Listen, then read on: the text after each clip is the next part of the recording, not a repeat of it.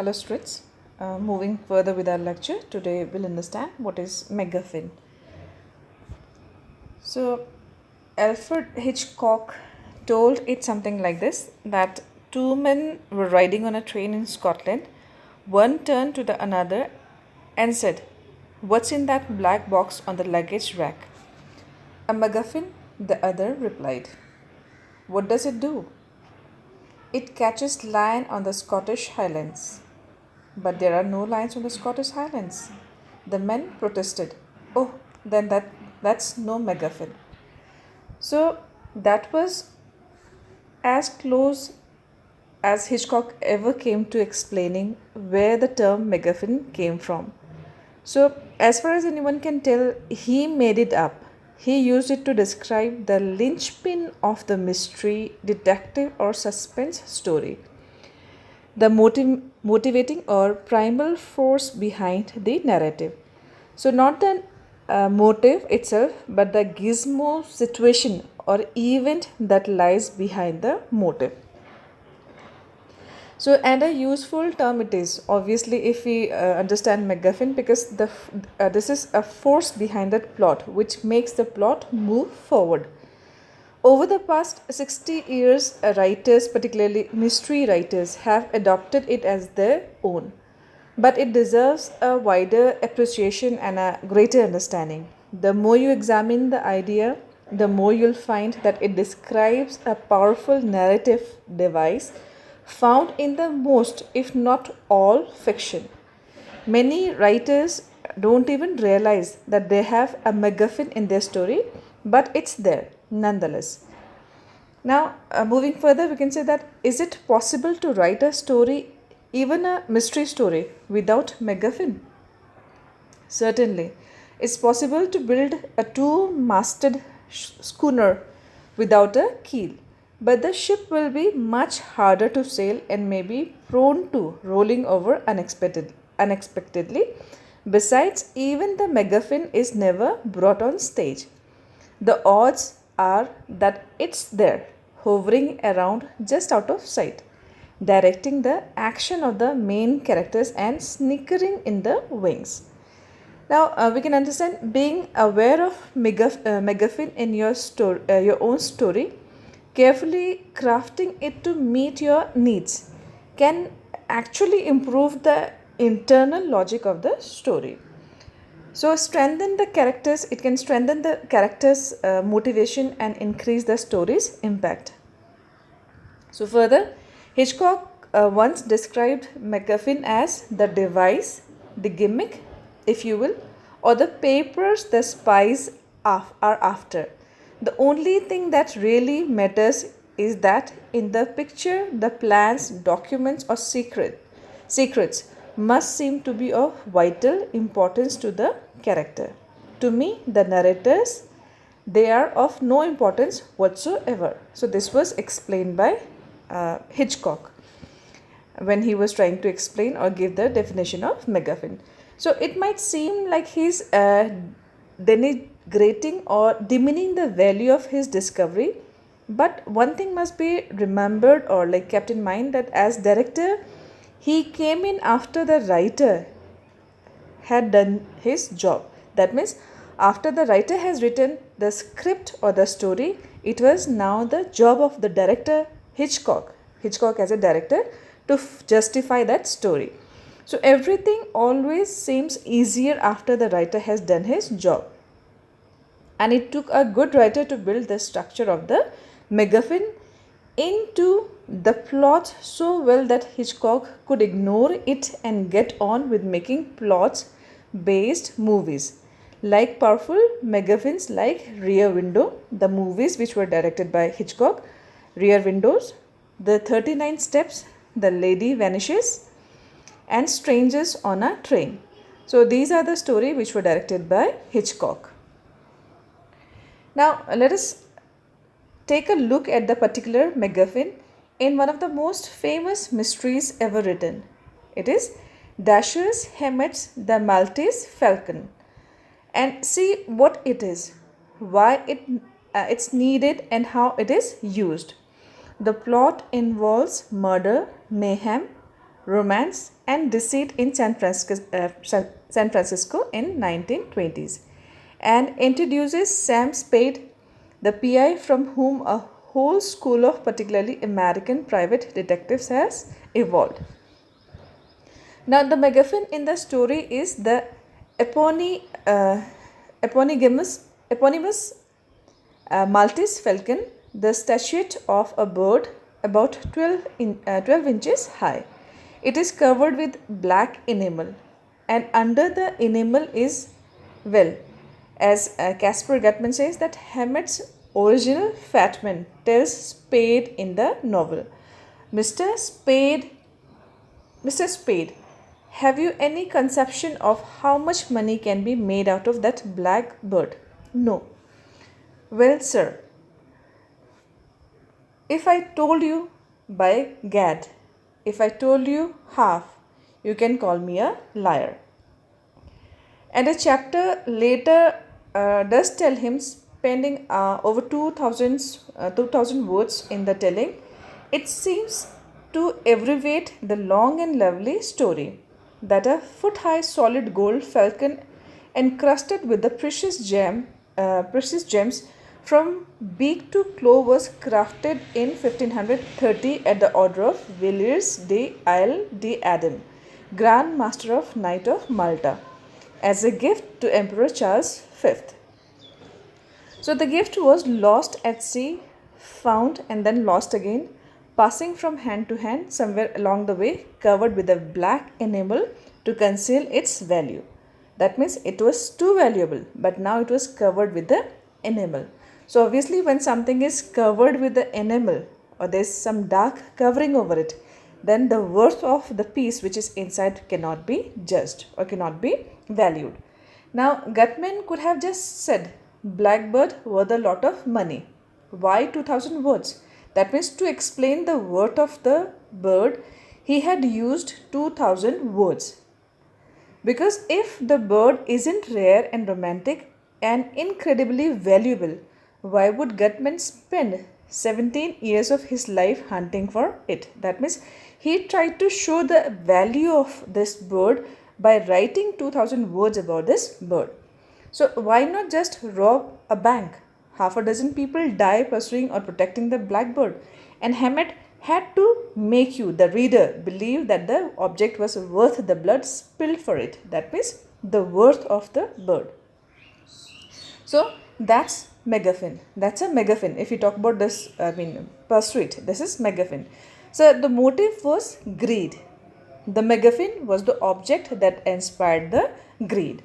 So in many narratives, the object is physical, a blackbird, a rare manuscript, a one-of-a-kind postage stamp, an atomic warhead, an inheritance, the naval treaty, but it can be something intangible like communism or freedom or winning an ice skating contest, right?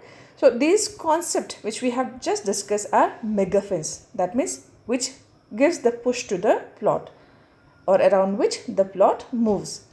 So it can be an ideal or a hatred or a delusion or the orders of your superior officers.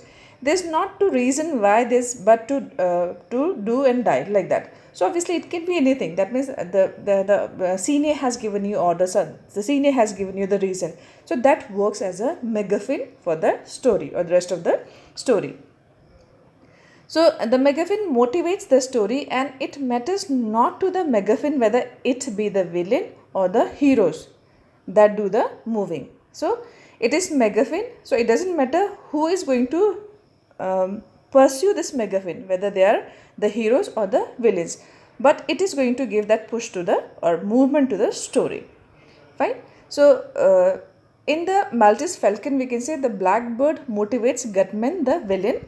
A few more example can be seen to understand it further. The easiest would be Shakespeare, obviously. So in Shakespeare's Hamlet, the MacGuffin is the tale told by the ghost of Hamlet's father. Fine. So Dad's ghost appears to Hamlet one windy night on the battlements of Castle Elsinore and tells him that Claudius, Hamlet's uncle, murdered his father and married his mother to become king. So all else, we can say, follows from the beseeching of this vengeful spirit. So, on the other hand, in Shakespeare's Henry V, what King Henry wants is France. So the whole country now, the whole country now. So now there is a McGuffin with size and majesty, and a lot of good wine. And if we come to Iliad, Homer's Iliad, the McGuffin was Helen of Troy's great beauty.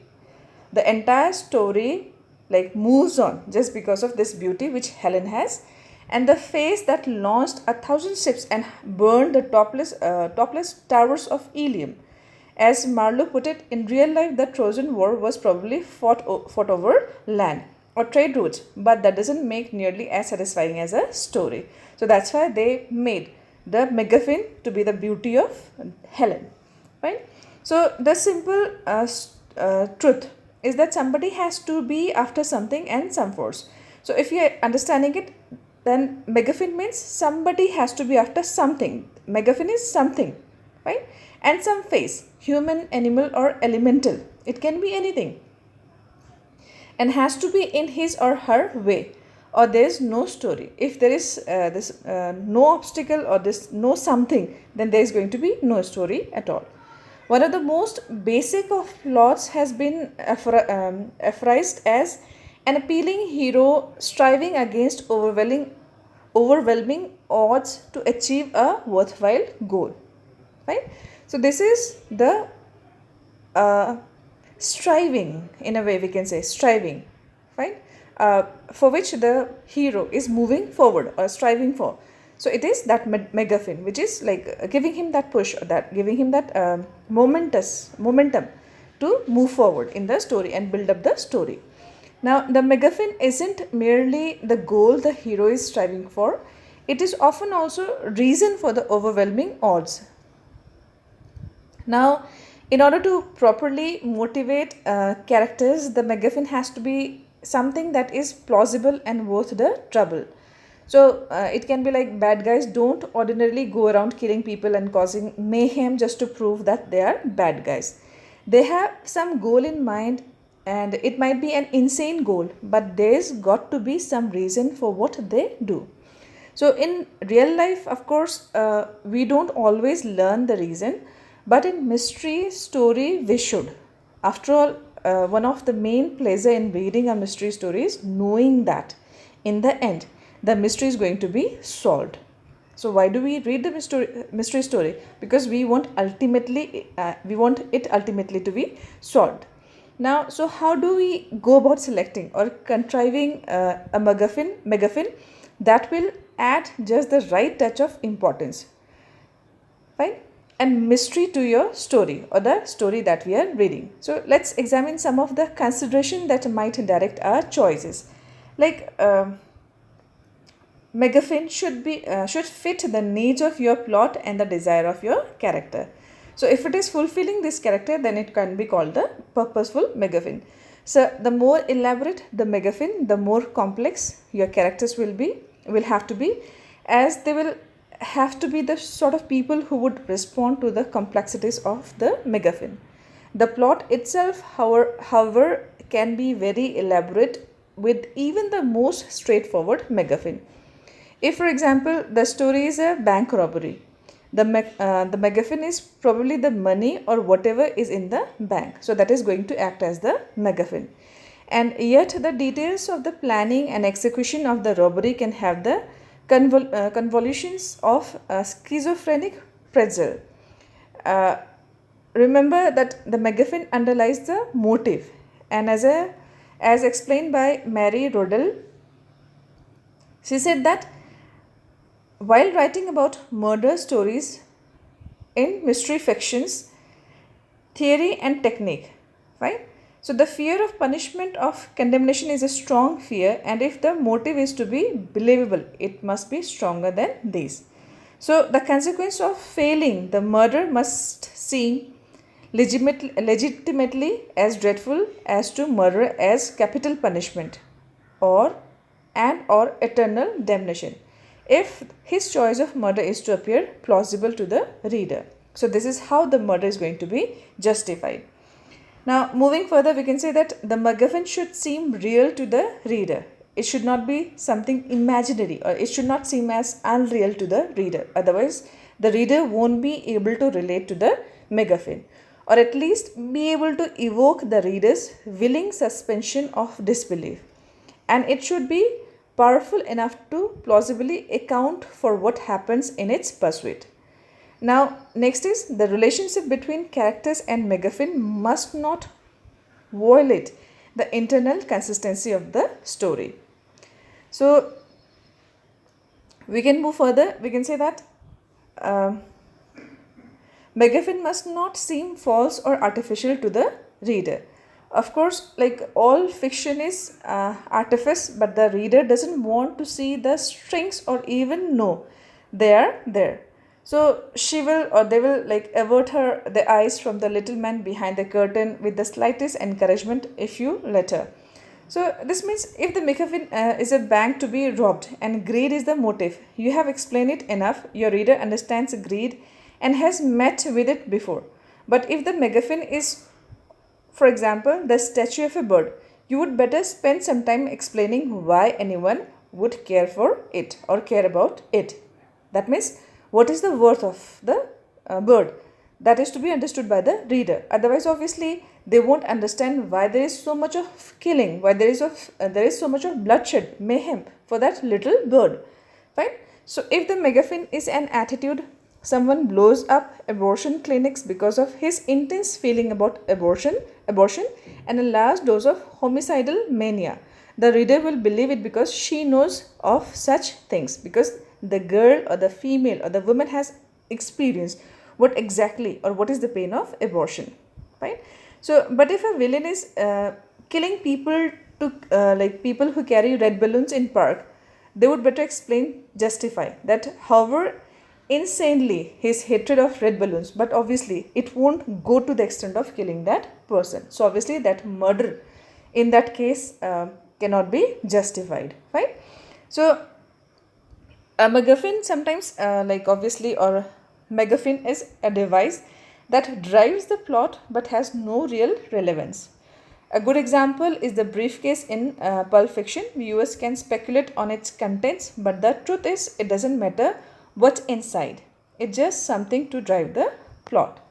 Now, further we can say that the term is often attributed to Alfred Hitchcock. He was a director, film director. In 1939 lecture of Columbia, he explained, it is the mechanical element that usually crops up in a story. In crook stories, it is almost always the necklace, and in spy stories, it is almost always the papers. So this is how Hitchcock had described MacGuffin. That's it for today. Thank you all.